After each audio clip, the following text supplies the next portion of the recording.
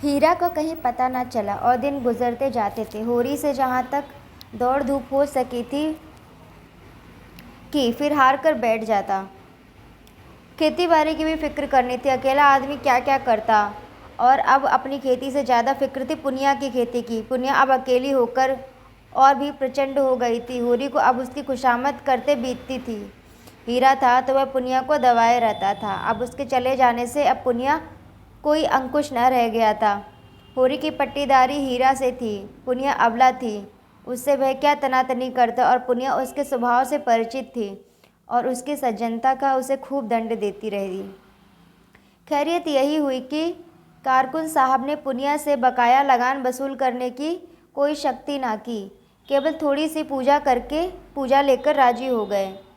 नहीं, होरी अपनी बकाया के साथ उसकी बकाया चुकाने के लिए भी कर्ज लेने को तैयार था। सावन में धान की रोपाई की ऐसी धूम रही कि मजूर न मिले और होरी अपने खेतों में धान न रोप सका। लेकिन पुनिया के खेतों में कैसे न रोपाई होती। होरी ने पहर रात रात तक काम करके उसके धान रोपे। अब होरी ही तो उसका रक्षक है। अगर पुनिया को कोई कष्ट हुआ तो दुनिया उसी को तो हंसेगी। नतीजा यह हुआ कि होरी की खरीफ की फसल में बहुत थोड़ा अनाज मिला और पुनिया के बखार में धान रखने की जगह ना रही। होरी और धनिया में उस दिन से बराबर मनमुटाव चला आता था। गोबर से भी होरी की बोलचाल बंद थी। माँ बेटे ने मिलकर बहिष्कार कर दिया था। अपने घर में परदेशी बना हुआ था। दो नावों पर सवार होने वालों की जो दुर्गति होती है वही उसकी हो रही थी। गांव में भी अब उसका उतना आदर न था। धनिया ने अपने साहस से स्त्रियों का ही नहीं पुरुषों का नेतृत्व भी प्राप्त कर लिया था। महीनों तक आसपास के इलाकों में इस कांड की खूब चर्चा रही। यहाँ तक कि वह अलौकिक रूप तक धारण करता जाता था। धनिया नाम है उसका जी, भवानी का इष्ट है इसे।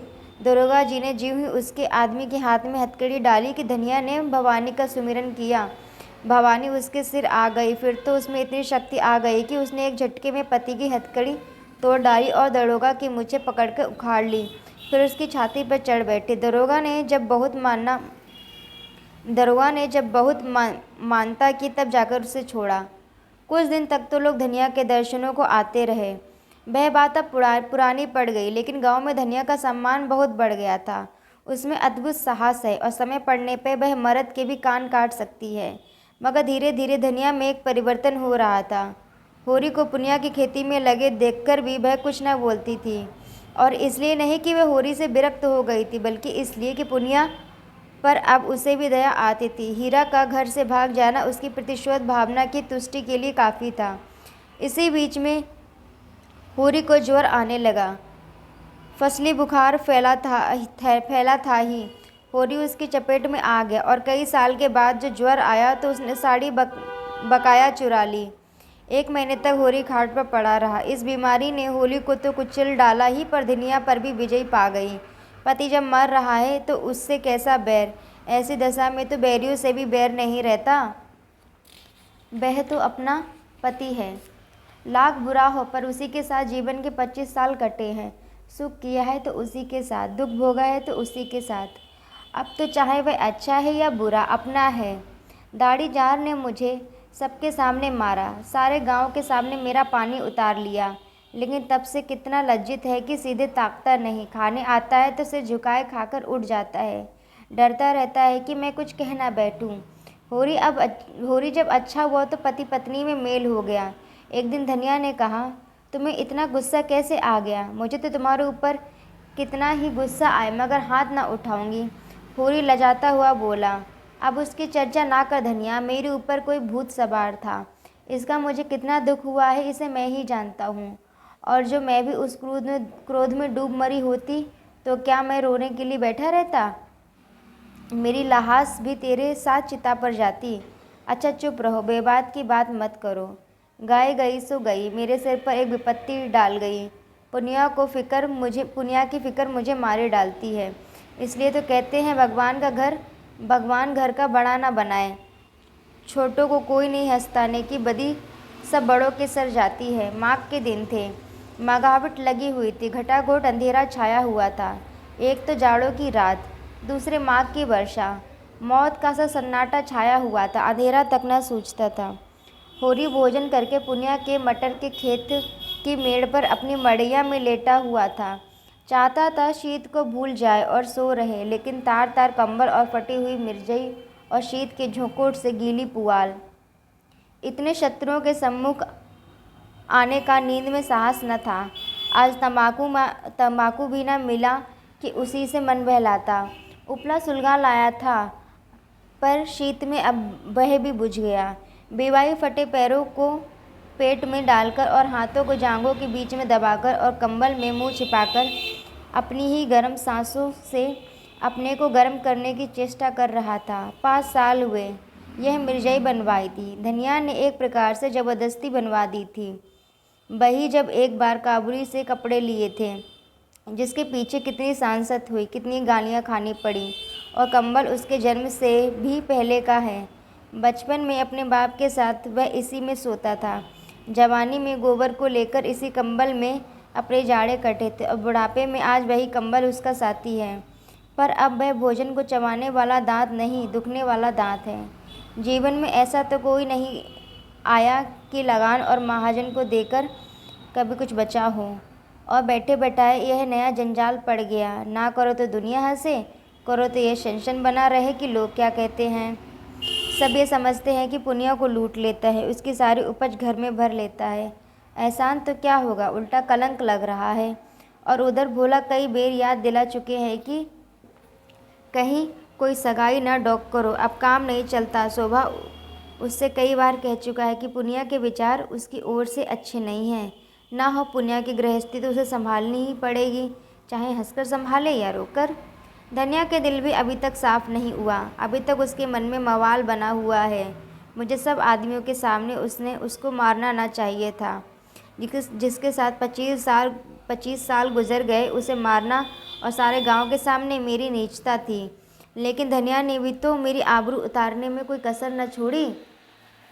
मेरे सामने से कैसा कतरा कर निकल जाती है, जैसे कभी की जान पहचान ही नहीं। कोई बात कहनी होती है तो सोना या रूपा से कहलाती है। देखता हूँ उसकी साड़ी फट गई है, मगर कल मुझसे कहा तो मैं सोना की साड़ी के लिए अपनी साड़ी का नाम तक न लिया।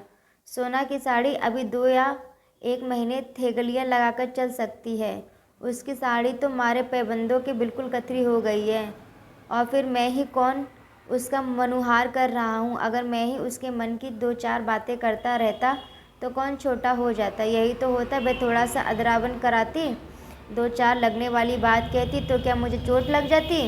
लेकिन मैं बुढ़ा होकर भी उल्लू बना रह गया। वह तो कहो, इस बीमारी ने आकर मुझे नरम कर दिया, नहीं जाने कब तक मुंह फुलाए रहती।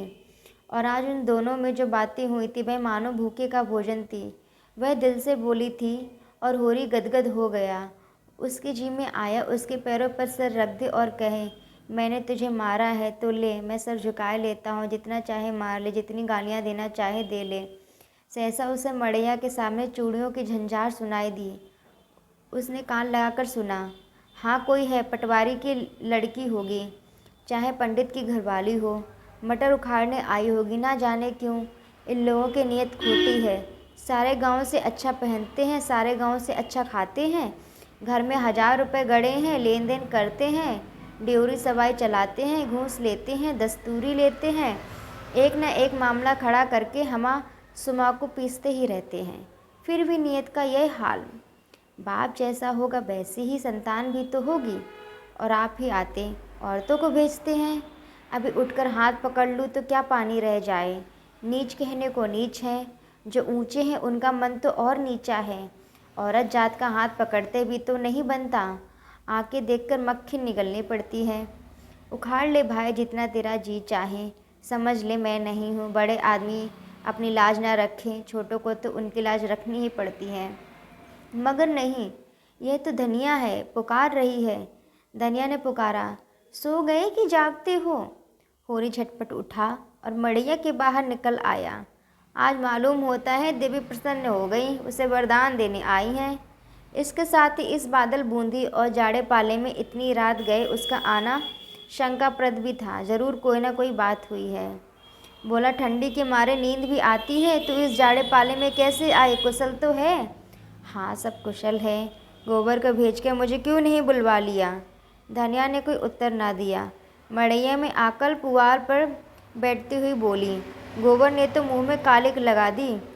उसकी करनी क्या पूछते हो? जिस बात को डरती वही होकर रही। क्या हुआ? किसी से मारपीट कर बैठा? अब मैं क्या जानूं क्या कर बैठा। चलकर पूछो उसी राण से।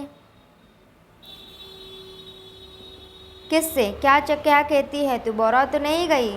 हाँ, बौरा क्यों ना जाऊंगी। बात ही ऐसी हुई है।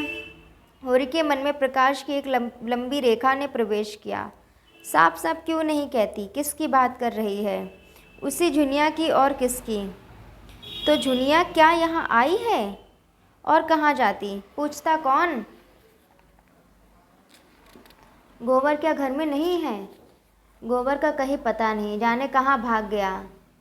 इसे 5 महीने का पेट है। होरी सब कुछ समझ गया। गोबर को बार बार अहिराने जाते देखकर वह खटका था ज़रूर, मगर उसे ऐसा खिलाड़ी न समझता था। झुनिया ने कुछ कहा नहीं। गोबर कहाँ गया? उससे कहकर ही गया होगा। धनिया झुंझलाकर बोली, तुम्हारी अक्ल तो घास खा गई है। उसकी चहेती तो यहाँ बैठी है। भागकर जाएगा कहाँ? यहीं कहीं छिपा बैठा होगा। दूध थोड़े ही पीता है कि खो जाएगा।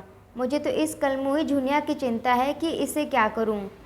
अपने घर में मैं क्षण भर भी ना रहने दूंगी।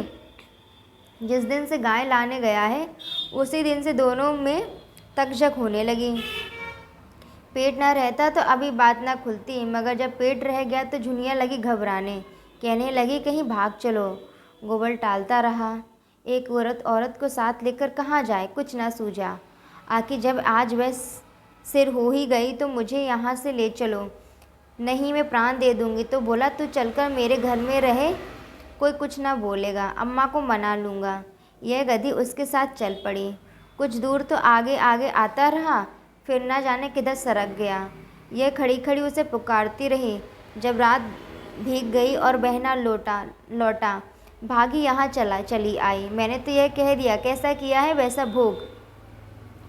होरी बोला, तुझसे बना नहीं, उसे घर में आने ही ना देना चाहिए था। सब कुछ कह के हार गई, टलती नहीं, धरना दिए बैठी है। अच्छा चल, देखूँ कैसे नहीं उठती, घसीर कर बाहर निकाल दूंगा। दाढ़ी जार भोला सब कुछ देख रहा था पर चुप्पी साधे बैठा रहा।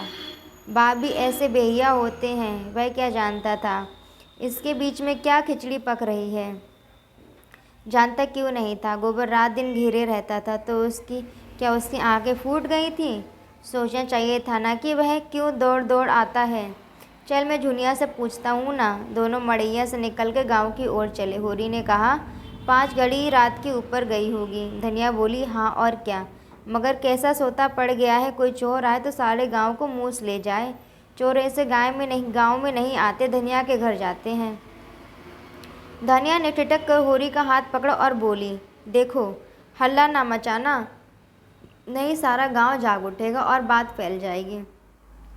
होरी ने कठोर स्वर में कहा, मैं यह कुछ नहीं जानता। हाथ पकड़कर घसीट लाऊंगा और गांव के बाहर कर दूंगा। बात तो एक दिन खुलनी ही है, फिर आज ही क्यों ना खुल जाए। बे मेरे घर आए क्यों? जाए जहाँ गोबर है। धनिया ने फिर उसका हाथ पकड़ा और धीरे से बोली, तुम उसका हाथ पकड़ोगे तो वह चिल्लाएगी।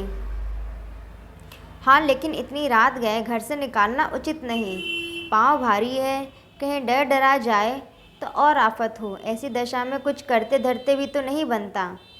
धनिया ने गंभीर चिंता से कहा, कालिक जो लगनी थी वह तो अब लग चुकी। भाई अब जीते जी नहीं छूट सकती। गोबर ने नौका डुबा दी। गोबर ने नहीं डुबाई, इसी ने। वह तो बच्चा था, इसके पंजे में आ गया। होरी की आंखें आर्द्र हो गईं। धनिया का यह मात्र स्नेह उस अंधेरे में भी जैसे दीपक के समान उसकी चिंता जर्जर आकृति को शोभा प्रदान करने लगा।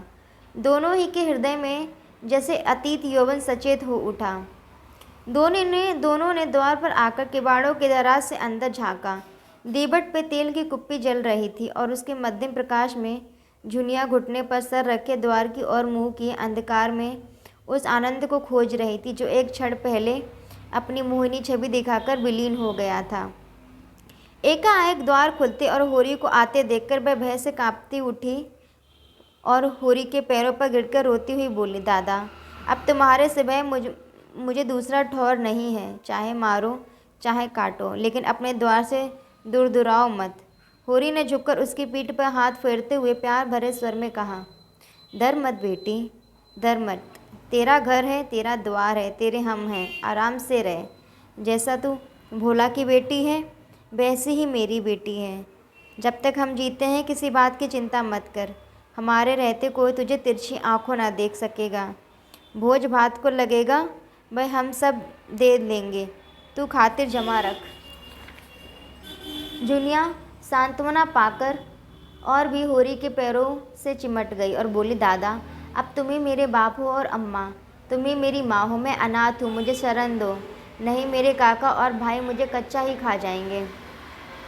अभी ज़रा देर पहले धनिया ने क्रोध के आवेश में जुनिया को उल्टा और कलंकिनी का और न जाने क्या क्या कह डाला था। झाड़ू मारकर घर से निकालने जा रही थी। अब जो जुनिया ने स्नेह, क्षमा और आश्वासन से भरे यह वाक्य सुने तो होरी के पांव छोड़कर धनिया के पांव से लिपट गई। और वही साध्वी जिसने होरी के सिवा किसी पुरुष को आंख भरकर देखा भी न था, इस पापिष्ठा को गले लगाए उसकी आंसू पोंछ रही थी। उसके त्रस्त हृदय को कोमल शब्दों से शांत कर रही थी, जैसे कोई चिड़िया अपने बच्चे को परों में छिपाए बैठी है। तू चल घर में बैठ, मैं देख लूँगी काका और भैया को। संसार में उन्हीं का राज नहीं है, बहुत करेंगे, अपने गहने ले लेंगे, फेंक देना उतार कर। होरी अपनी व्याकुलता न छिपा सका। जब तूने आज उसे देखा तो कुछ दुखी था। बातों में हंस हंसकर कर रहे थे। मन का हाल भगवान जाने। तेरा मन क्या कहता है? गांव में ही है, कहीं बाहर चला गया? मुझे तो शंका होती है कहीं बाहर चले गए हैं। यही मेरा मन भी कहता है। कैसी नादानी की, हम उसके दुश्मन थोड़े ही हैं। जब भली या बुरी एक बात हो गई तो उसे निभानी पड़ती है। इस तरह भागकर उसने हमारी जान आफत में डाल दी। धनिया ने जुनिया का हाथ पकड़कर अंदर ले जाते हुए कहा, कायर कहीं का, जिसकी बाह पकड़ी उसका निवाह करना चाहिए कि मुंह में कालिख लगाकर भाग जाना चाहिए। अब जो आए तो घर में बैठने ना दूं। होरी वहीं पुआल में लेटा गोबर कहाँ गया, यह प्रश्न उसके हृदयाकांश में किसी पंक्षी की भांति मंडराने लगा।